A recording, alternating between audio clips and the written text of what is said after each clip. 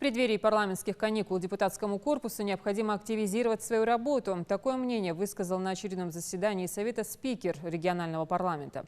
В связи с этим 15 июня пройдет внеочередное заседание. Комитет по здравоохранению и социальной политике вынес на сегодняшнюю повестку проект изменений к федеральному закону касаемо Трудового кодекса России. В частности, предлагается увеличить сроки обращения работника в суд за разрешением его личного трудового спора на 3 месяца. Речь идет о трудовых спорах.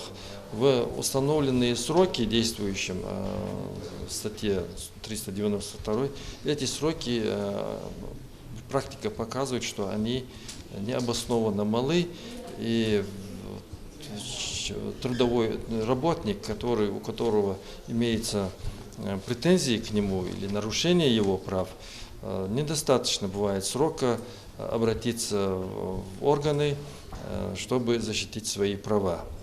Для устранения этих недочетов и предлагается внести законодательную инициативу. Рассмотрена она и в комитете была, мы ее поддержали, и сегодня Совет тоже поддержал данную законодательную инициативу. Также на встрече обсудили законодательную инициативу депутатов Госдумы на внесение изменений в Кодекс страны об административной ответственности за неисполнение обязанностей организаторам распространения информации в сети и другое.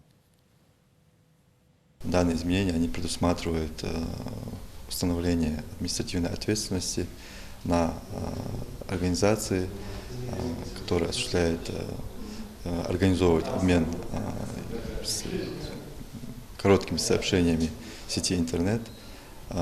И данная административная ответственность она предполагает наложение штрафа за нарушение требований действующего законодательства данными организациями на должностных лиц от 3 до 5 тысяч рублей, на юридических лиц от 800 до 1 миллиона, от 800 тысяч до 1 миллиона и на должностных лиц от 30 до 50 тысяч.